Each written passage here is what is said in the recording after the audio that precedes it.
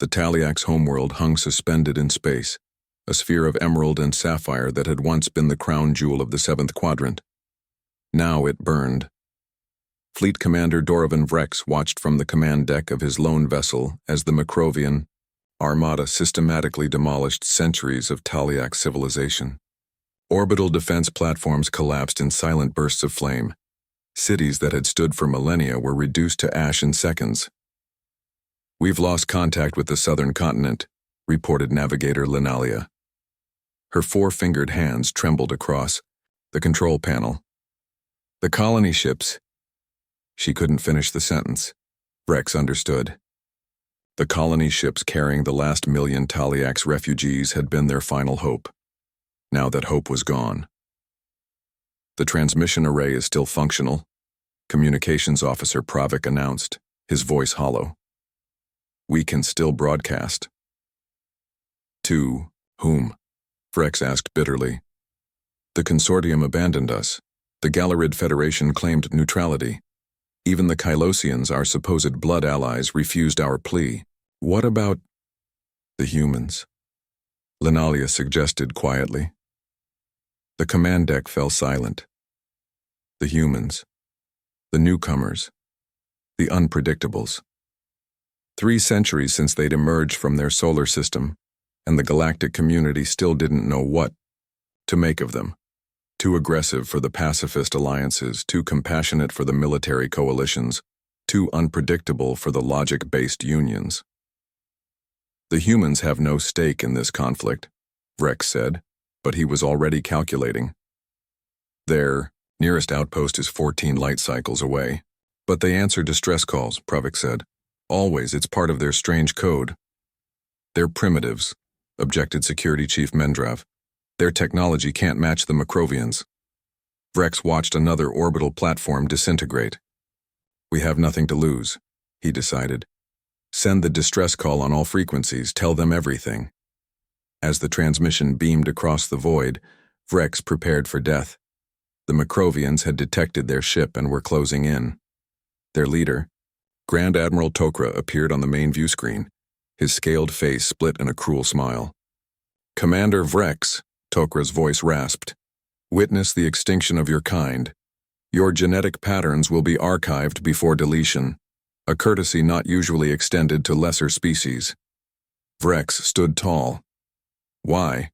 We posed no threat." "Your existence offends efficiency," Tokra replied simply. "Your people's tendency toward artistic expression and emotional thinking makes you evolutionary dead ends. The resources you consume will be better utilized by the Macrovian Imperium. You'll face justice for this," Vrex promised. Tokra laughed. "From whom?" "We've calculated all possible intervention scenarios.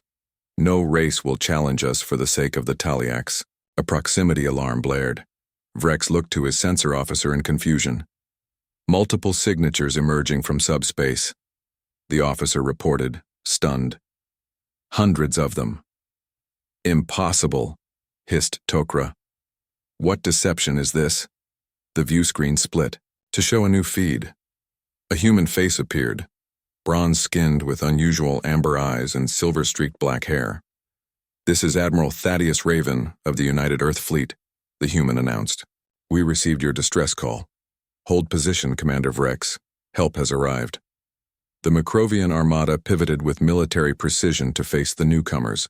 Grand Admiral Tokra's expression remained confident, but Vrex noted the slight twitch in his left eye membrane, the first sign of Macrovian uncertainty.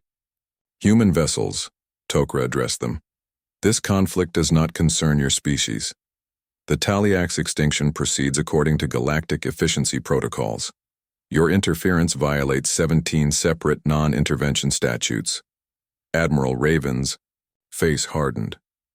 "We recognize no protocols that sanction genocide, Admiral Tokra."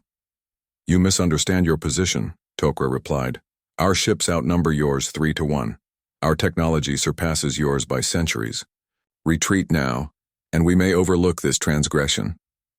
The human admiral smiled, not the diplomatic smile of a politician, but the predatory grin of something ancient and dangerous. "You've made 3 critical miscalculations, Admiral," as if on Q. The first wave of human vessels accelerated toward the Macrovian fleet. They were smaller than the massive Macrovian warships, more agile. Vrex and his crew watched in astonishment as the human ships darted between Macrovian formations, disrupting their perfect geometric patterns. First, Raven continued, you assumed quantity determines victory.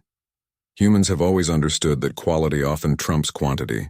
The human vessels released thousands of small objects that attached themselves to Macrovian hulls. Seconds later, electrical storms rippled across 20 Macrovian capital ships, disabling their weapon systems. Second, you assumed technological. Advancement is linear.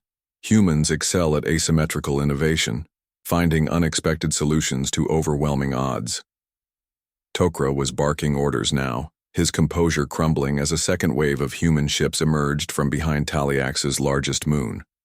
They deployed what appeared to be gravitational anchors, pinning the Macrovian fleet in place. And third, most critically, you assumed we would calculate intervention based on strategic benefit. Raven's voice dropped lower. Humans don't help because it's logical. We help because it's right. The Macrovian command ship trembled as it fought against the gravitational anchor. Tokra's face contorted with rage. This defies all rational analysis. What do you gain by defending these aesthetes? What resources do they offer? What tactical advantage? None, Raven answered simply. But every sentient being deserves the right to exist. The universe is richer for their art, their music, their perspectives. Your efficiency strips meaning from existence. The battle intensified. Human vessels took heavy damage but continued fighting with unexpected ferocity. Vrex watched as the humans deployed their final strategy. Not planet killers or superweapons, but thousands of smaller craft that evacuated stranded Taliax from the planet's surface. You risk extinction for strangers, Tok'ra said, his voice hollow with incomprehension. We risk ourselves for justice, Raven corrected. Surrender now. As the Macrovian fleet began to collapse under the human assault, Vrex received a transmission from a human lieutenant named Kazmira Olensky. Her face was streaked with soot, but her eyes burned with determination. Commander Vrex, we've secured passage for your remaining people, she reported. The architects of Vala City, the geneticists of the Northern Plains, we saved them all. Tears flowed freely down Vrex's face. Why? Why would you do this for us? The human's expression softened. Because countless times in our history we cried out for help and no one came.